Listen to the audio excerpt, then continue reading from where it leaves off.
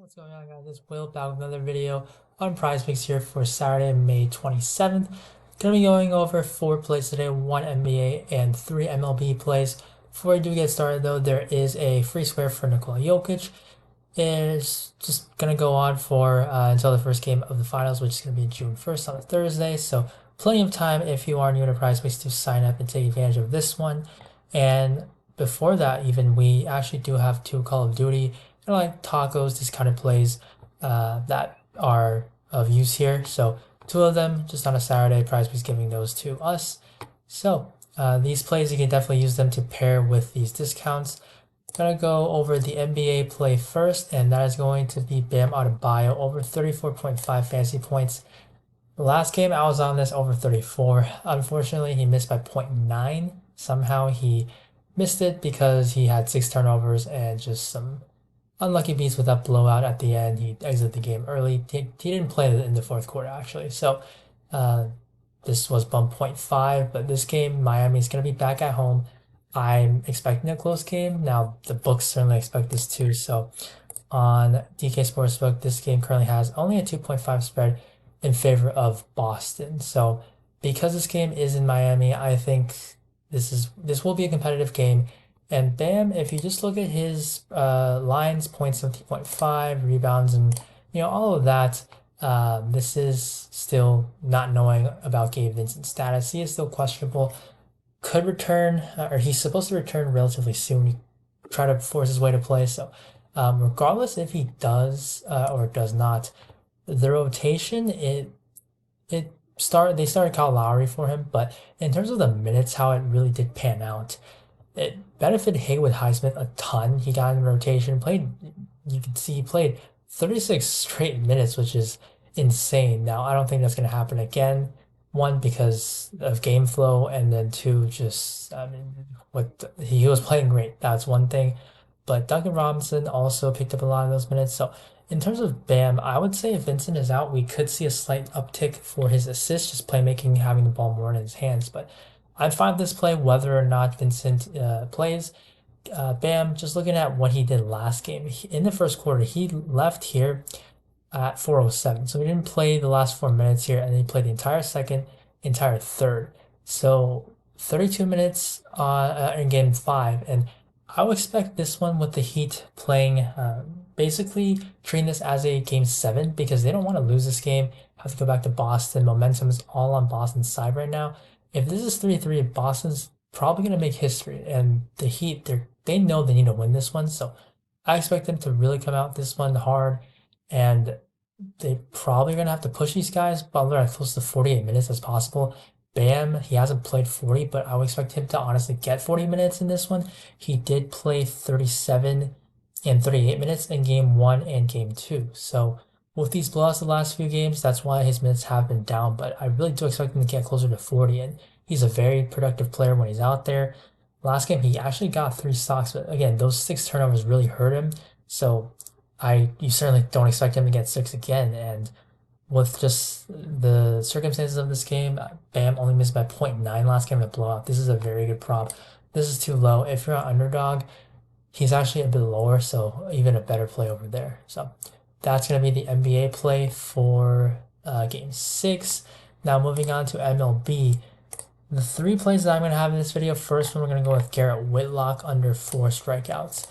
Taking a look at our Prizepicks tool here, our Proptimizer, we recently added this injury note, so if there's some key news here, you can hover over it and it'll tell you what the note is. So Whitlock has missed about a month with an elbow injury, and he actually got up to 79 pitches in his rehab start, so he's pretty much close to stretched out, and I would expect him to probably pitch like 80, throw 80 pitches in this start, and the books obviously know this. They're pricing this one, so at our tool here you can see on DraftKings over 3.5 is -140, and at a -140 odds, you usually will see Prizepicks have it at the 0.5, or sometimes they'll even leave it at 3.5. So because this is at 4 and it's the night before, pitcher odds, strikeouts especially, these odds will move, and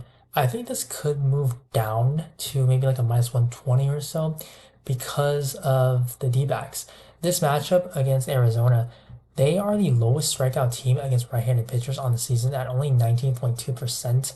Garrett Whitlock, he's had a problem with his changeup. He's worked on it while he's injured, but the break is just not as sharp. The movement's not there, and he's improved it. It's looked better in the minors, but the Diamondbacks, they are above average at hitting that changeup, and because of Whitlock just coming off an injury, even after his 79 pitch rehab start, with that long layoff, I think he could definitely be limited. The books, they obviously know this info, so they're setting this line at expecting him to be pretty much close to full length or fully stretched out. And the thing that I kind of like here is Boston, their bullpen is really fresh. They had an off day on Thursday, and when you do look at this bullpen, the Red Sox, they have Corey Kluber, who just moved to the bullpen. He's a starter, so he's gonna be ready if he needs to come in. Nick Pivetta, Cutter Crawford are also two starters, and they are now in the bullpen. So they have basically three starters that can come in this game. Now, Pivetta did pitch recently, but he only threw like 52. And if Whitlock's in trouble, if they do try to limit Whitlock, they have so many options in this game that there really is no need to push Whitlock, and it's a tough matchup in terms of getting strikeouts. So I'd like this under at 4 for Whitlock. And then the next two, it's going to be hitting props. So first one's going to be not Garrett, Bobby Witt Jr. at over 7.5. Taking a look at his odds, taking on Josiah Gray here, going to be at home. So the good thing about Bobby Witt is his power and speed combination. For his hits, runs, and RBIs line, it is at 1.5. Over at minus 150, so a very good one. And then if you look at stolen base odds, like this is always something that I look for when I'm taking a hitter prop if they do have that stolen base upside. And Bobby Witt at plus 185, this is pretty much as good as it gets when it comes to stolen base odds. The Nationals, they have one of the worst catchers. Actually, in fact, the worst catcher when you look at this category, which is just how good are they at stopping stolen bases.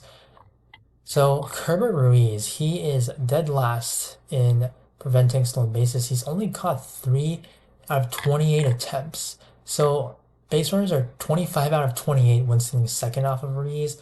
And Ruiz, he did not catch on Thursday, so he should be able to catch back-to-back days here on Saturday. And that is why the odds are just tremendous here. And another good thing is that Josiah Gray as a pitcher, he's a big time walks guy. Like his walk line would regularly be at 3.5. It's not his favorite the over. Now it's more so towards lefties, and Bobby Witt's not a high walk guy, but that certainly helps. If he does walk, he's on first. If nobody's on second, he's gonna be taken off against Rays, and if he isn't gonna be stealing that base when the odds are already that great, he's gonna do it with the bat. He played tremendous, great game.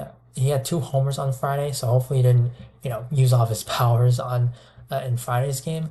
But you gotta treat these as every game's independent, and this is a very good match against Josiah Gray. He has that hitting ability, he's got that speed, so very great spot. If Reese doesn't catch, I'm still fine with it. Obviously, it's a bit downgrade to the stolen base odds, but Bobby Witt with his power speed combo playing well, he's gonna be hitting towards the middle of the order. And coming off of a great game at 7.5 with these odds, he just shouldn't be this low. Now the next play, so I really do like the Mets situation here. If you look at total bases, they have pretty much all of their guys actually up here. So I'm gonna give Brandon Nimmo, but I do like Pete Alonso, Lindor, and McNeil, just because they're all hitting.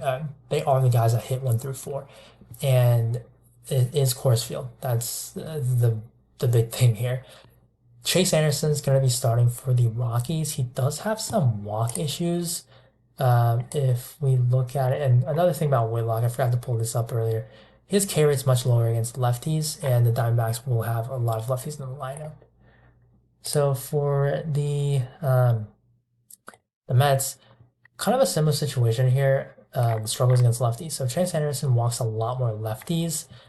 And all of these guys except Pete Alonso is going to be hitting from the left-handed side. So When it comes to total base props, that is the issue. If they walk, then that's taking the bat out of their hands. So that's not good, but these odds, of course, are already factoring that in. And Nimmo is at a minus 135, so that's the best odds out of these four.